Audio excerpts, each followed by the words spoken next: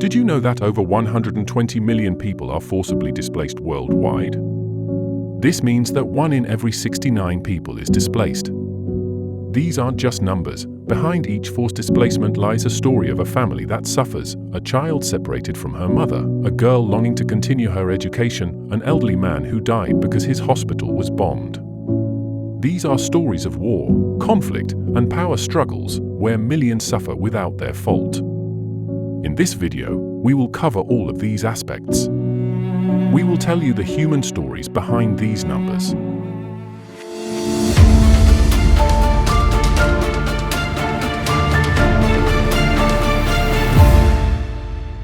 Since October 7th, Israel's relentless bombardment has killed more than 37,000 people in Gaza, and the majority of them are innocent children. Those who have still survived this bloody war live in constant fear of death. In Gaza, the ultimate wish of millions is to return to their homes. Rafah, once a city of 300,000, now has 1.5 million internally displaced Palestinians swarming its streets, all searching for refuge. Privacy is a rare luxury here, and you never know when another bomb will explode nearby. 1.5% of the entire world's population is forcibly displaced due to persecution, conflict, violence, wars, or human rights violations. As we already have mentioned, 1 person out of every 69 is forcibly displaced, and this number has been increasing every year for the past 12 years. Over the past decade, the forcibly displaced population has doubled. Zahra Nader is an Afghan Canadian journalist and editor-in-chief of Zan Times, a newly launched media outlet that covers marginalized communities in Afghanistan, particularly women and the LGBTQ community. We talked to her to discuss why this number is increasing continuously.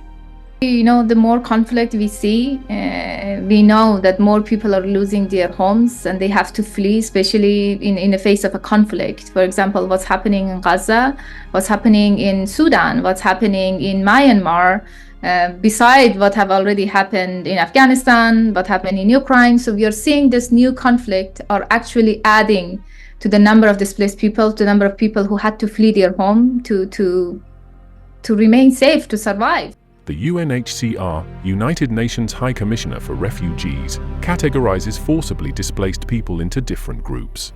The majority, nearly 58% or about 69 million, are internally displaced persons, IDPs.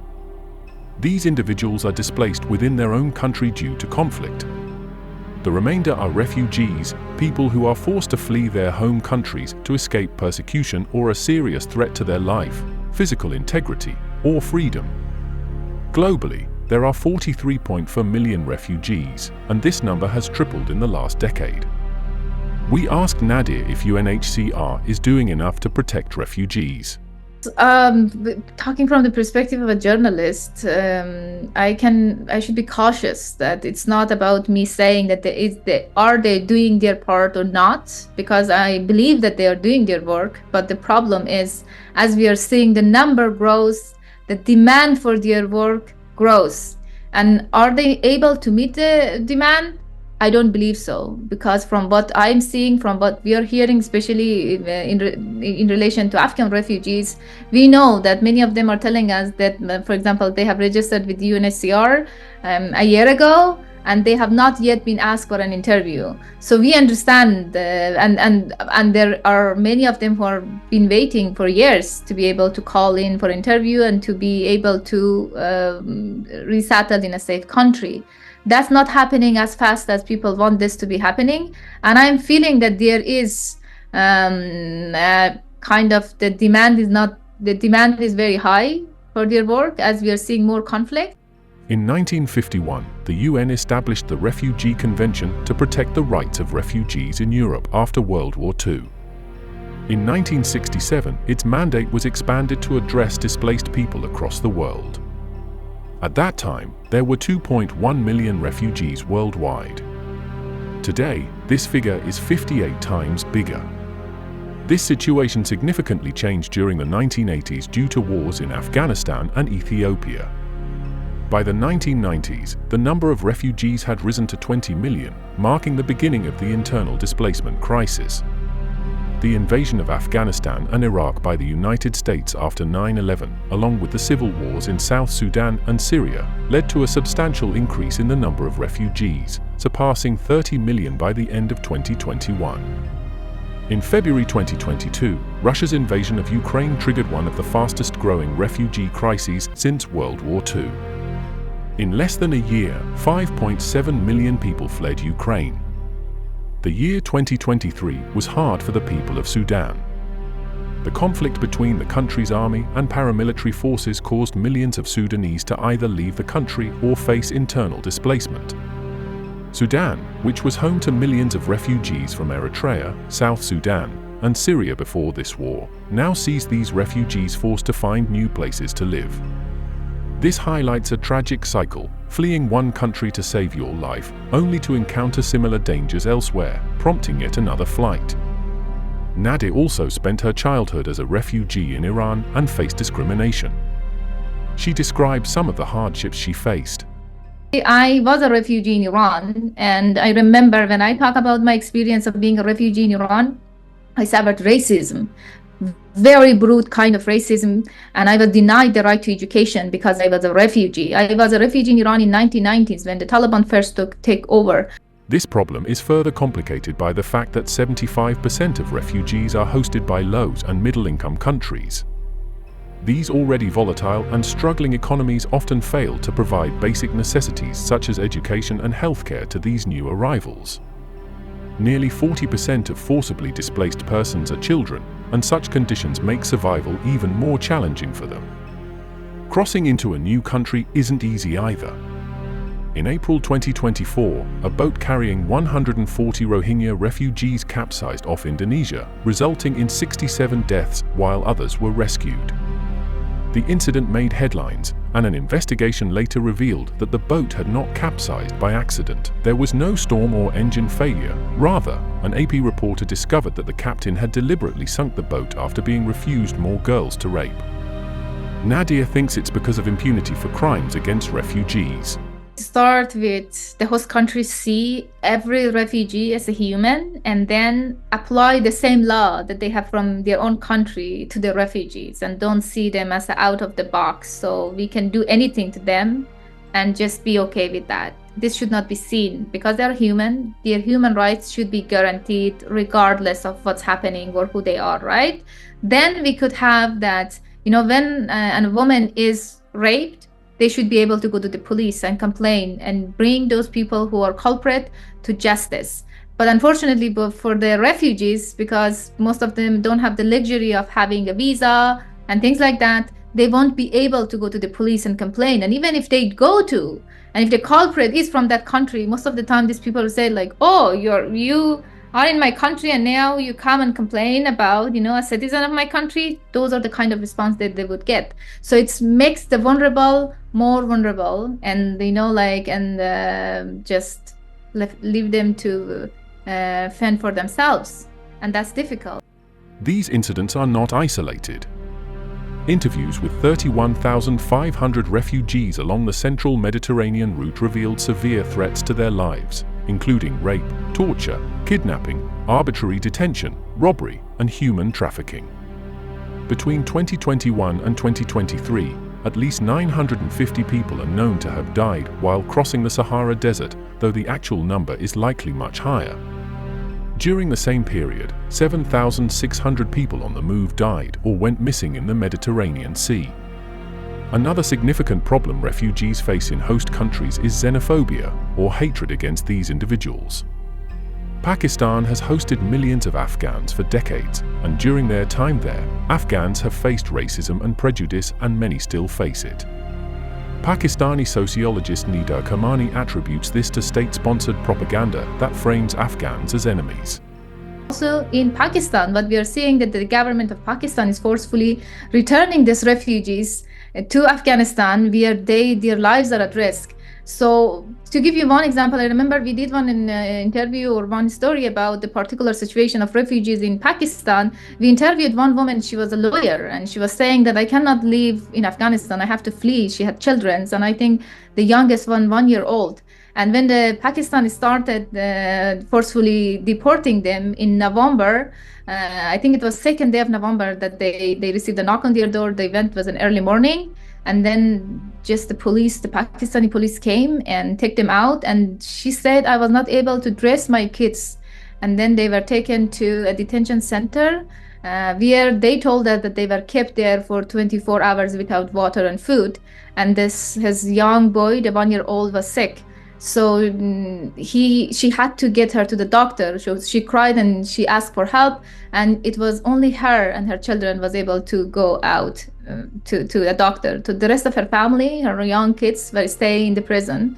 And then because she was the lawyer, she was able to get help from Lawyers Association in Pakistan and abroad, and was able to flee her family.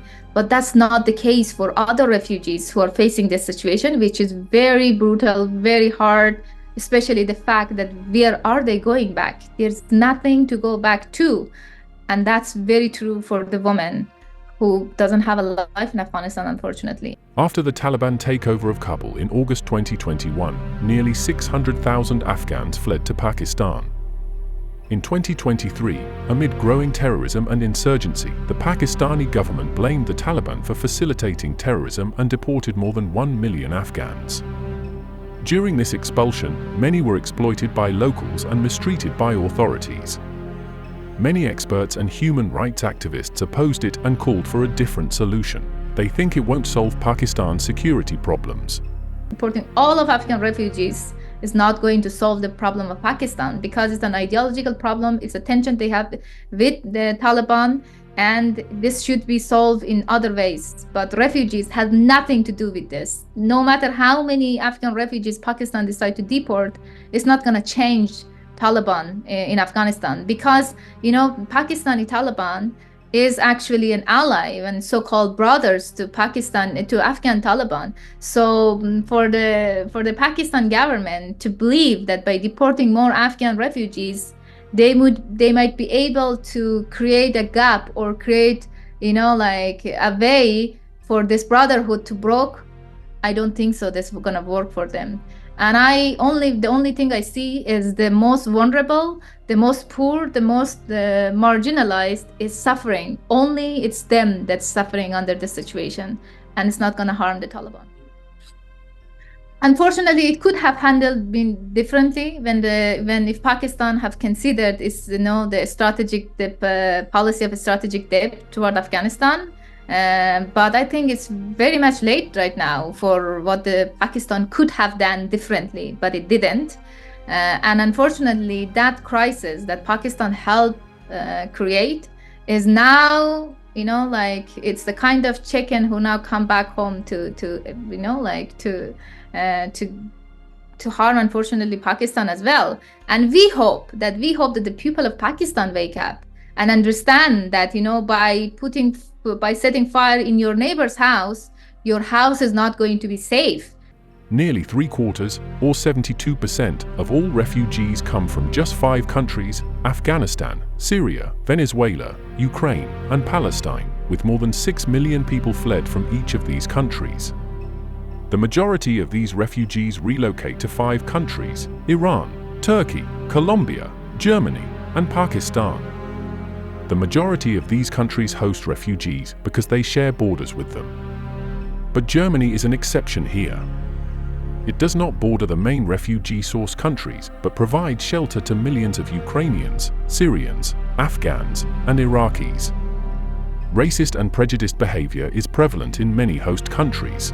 In Germany, migrant players on the national football team have faced racist comments. This issue is also highly visible in Iran, Pakistan, and to some extent in the US and other European and Latin American countries. Nader believes that the racism and discrimination that refugees face in host countries is often down to the media, which frequently portrays them as a burden on these nations. When I talk about the level of racism in Iran, I'm horrified of seeing that some media is actually reporting unlogical lies that is very hard to grasp. It's not based on the reality. So, for example, I remember one of the biggest newspaper in Tehran. I think they put a huge numbers and said, so there were different kind of reports that were created to ignite hatred, to ignite racism against the Afghan refugees. One of them said something that I think it's one part of Tehran is now occupied by Afghan refugees, and that I don't know how, I don't exactly remember the percentage, but they put a high percentage and said the rate of Afghan refugees, child bringing is this high, and that means few years down the road they're going to take over Iran. And then recently I saw there was another piece written in some very kind of semi-prestigious not outlet, but by a group, and then they were claiming that the government of Iran is actually allowing more refugees to come. So instead, these refugees will be used against the people of Iran, because they will be supporting the Iran's government against Iranian interests. So these are the kind of narrative that's actually preparing the scene for violence against refugees, for hatred, for racism. And unfortunately, if this continues, this will lead to massacre, to the killing, the people losing their lives, because when the level of racism and hatred is high, people are willing to do things that they don't usually do. Okay, so let's discuss the second category of forcibly displaced people, IDPs, or internally displaced persons. We mentioned them briefly earlier, but here's a more detailed explanation. There are 68.3 million people in this category, and they constantly face threats to their safety. Compared to 2022, the number of IDPs grew by 10% in 2023. We've talked about Sudan's refugees, but within Sudan, there are 9.1 million internally displaced people. Syria has 7.2 million IDPs, and Congo has 6.7 million. Sudan, Syria, and the DRC are also facing widespread hunger. In Myanmar, nearly 4 million people are internally displaced, constantly risking their lives due to ongoing violence and persecution. Those who have fled the country are living in dire conditions in Bangladesh, Malaysia, and India. So, what are the solutions to this issue? Should refugees return to their homes? If they do, will they find peace, security, and basic necessities? Amnesty International reported that when Syrian refugees returned to their homes between 2017 and 2021, they were subjected to torture, detention, and disappearance by security forces. Data from UNHCR indicates that 1.1 million refugees returned to their homes in 2023. 4 out of 5 who returned were either Ukrainian or South Sudanese, but Ukraine is still facing war, and the situation in South Sudan is far from ideal. So, is returning home really a solution to this problem? And what role should the media play in this crisis? Welcoming the refugees to write for the media, to give them a platform to represent themselves, because representation is very important. When people don't have a voice, it's very hard for the people on that particular place to connect with them. I would say it's very important. So if there are Afghan refugees, journalists in your community, give them a platform, allow them to write, to report about their own situation, about what's happening, and also to highlight the success stories of the refugees who have not stolen our opportunities, who have not done wrong with us, and instead highlight the stories of the people who are actually hardworking people who are contributing to the growth of the host country. And we know that there are many refugees who build lives, who build companies, places, who are serving this country, and they are thankful for the life they have in their host country, like the way I am here. I'm thankful. I'm a refugee. I came as a refugee in Canada. I'm an immigrant woman here, but I'm thankful for the opportunities I was given. And definitely, when I finish my schools and everything, I will be contributing to the growth of this country. So those are the stories that should be told in this community. That the crisis in Ukraine showed us that there are better ways that refugee could be treated. And we should learn from that. And that should be the lesson for all the countries, that all the refugees deserve to be treated like that. In the end, please remember before abusing refugees that No person would leave their homes if they have a good life, if they have a situation that they can live in dignity there. Nobody wants to be, like in someone else's land and be faced with racism and difficulty of life. They have no choice. That's why they had to flee.